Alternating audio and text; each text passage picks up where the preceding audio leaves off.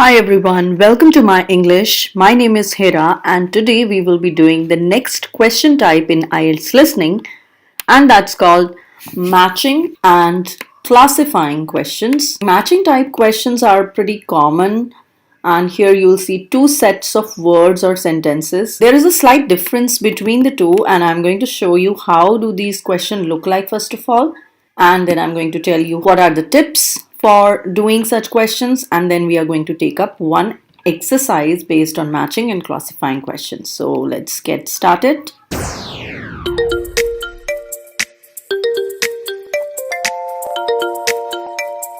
So first of all, how do they look like? This is a matching type question.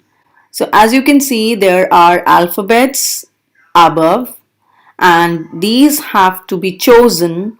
So you have to choose 5 answers from the box and write the correct letter next to these questions. There are two sets of sentences or phrases or words that you have to match with the lettered options A to G, A to F and so on with the numbers. These are matching questions, so these have to be matched with each other. And these are classifying questions. A, B, C are the categories and they have to be classified for these 15 to 20 questions. The thing that you need to note is A, B and C. They will all be repeated. But in matching questions, the options will not get repeated. Now let's take a look on how do you solve these question types. The first thing is the numbered items appear in order in which you hear them, but the lettered options do not.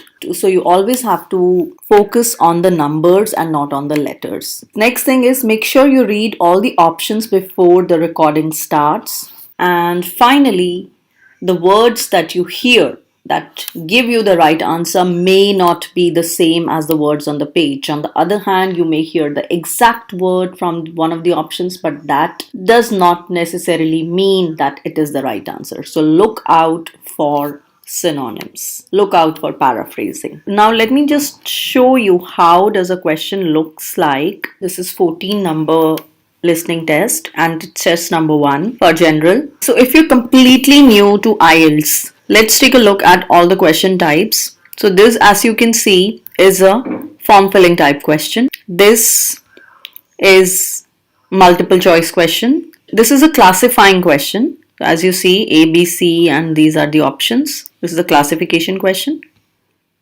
This is again a multiple choice question. Multiple choice with single answer. And this is a matching question. And finally, this is a notes completion.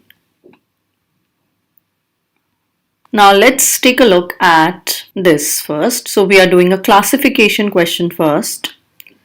And I'm going to play the audio for this part, 15 to 20th. Before you hear the rest of the talk, you have some time to look at questions 15 to 20. This is the time where you look at the questions, the options. It is encouraged. There are some restrictions and against the rules. These are your keywords. Now listen and answer questions 15 to 20. Now, I just want to run through a few company policies for our apprenticeship scheme with you.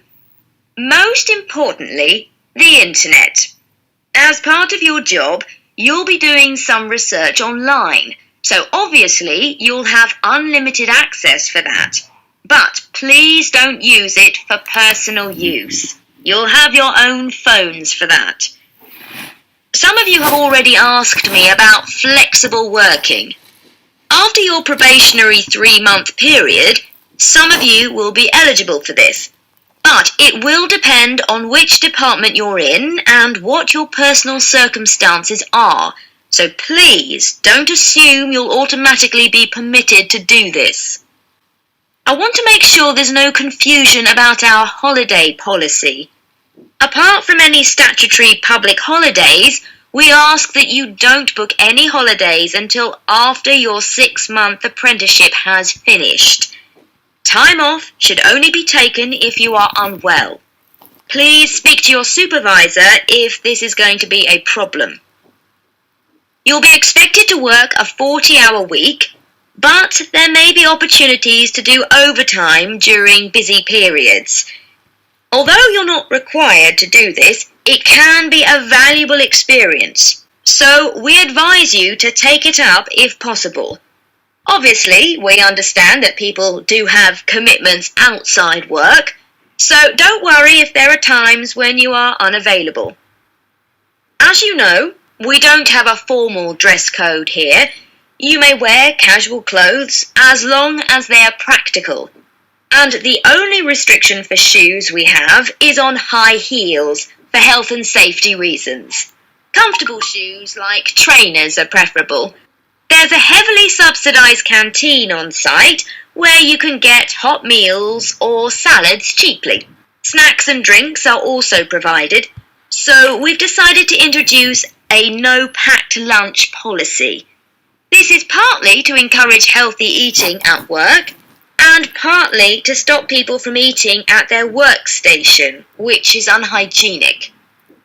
Okay, moving on. That is the end of section 2. Using the internet, it is allowed but with some restrictions. So B, 15th is B. For 16th, it's again B. For 17th, it is against the rules, so it is C.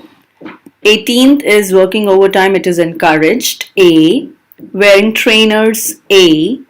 Bringing food to work is against, so it is C. Okay, now this one is a matching type question. Choose 5 answers from the box and write the correct letter A to G next to question 26 to 30. So since this is 26 to 30, it is audio number 3. So I'm going to play the audio from the middle because 21 to 25 is based on another question type.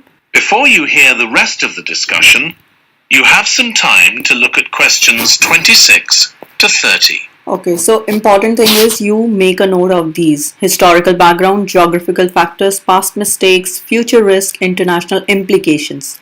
Visuals, keep it short, involve other students. So read all these options silently. Now listen and answer questions 26 to 30. So, I think we've probably got enough for our presentation. It's only 15 minutes. Okay, so I suppose we'll begin with some general historical background about why coastal cities were established. But we don't want to spend too long on that. The other students will already know a bit about it. It's all to do with communications and so on. Yes. He said that we don't want to keep it too long. So for 26, it should be option number B. He said we don't keep it too long. That means keep it short. So that's how you're supposed to mark it. Let's play further. For geographical factors. We should mention some geographical factors, things like wetlands and river estuaries and coastal erosion and so on. We could have some maps of different cities with these features marked. On a handout, you mean? Or some slides everyone can see? Yeah, that'd be better. Now, as for the geographical factors, it's quite confusing because he said we should have a handout, so you apparently choose option number E.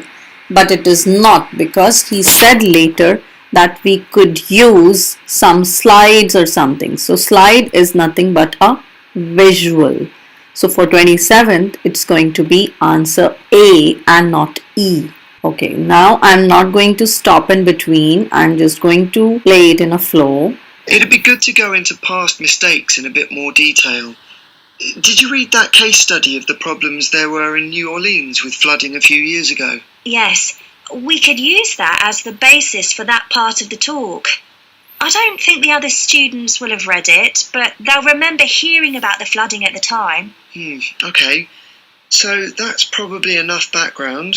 So then we'll go on to talk about what action's been taken to deal with the problems of coastal cities. Okay. What else do we need to talk about? Maybe something on future risks, looking more at the long term if populations continue to grow? Yeah, we'll need to do a bit of work there. I haven't got much information. Have you? No, we'll need to look at some websites. Shouldn't take too long. Okay. And I think we should end by talking about international implications. Maybe we could ask people in the audience. We've got people from quite a lot of different places. That'd be interesting if we have time, yes. So that's the end of it. Now let's take a look at the answers. For 26, we've already discussed it is going to be option B, keep it short. So you'll not write keep it short, you'll only write option B, just B. Geographical factors 27th, it is A, which is use visuals. For 28th, it is focus on one example, which is F. 29th is do online research, G. 30th is international implications, which is involve other students, C. So that's it. I hope you've understood by this exercise. Try to do some more practice and keep learning. Stay safe. Bye bye and have a nice day.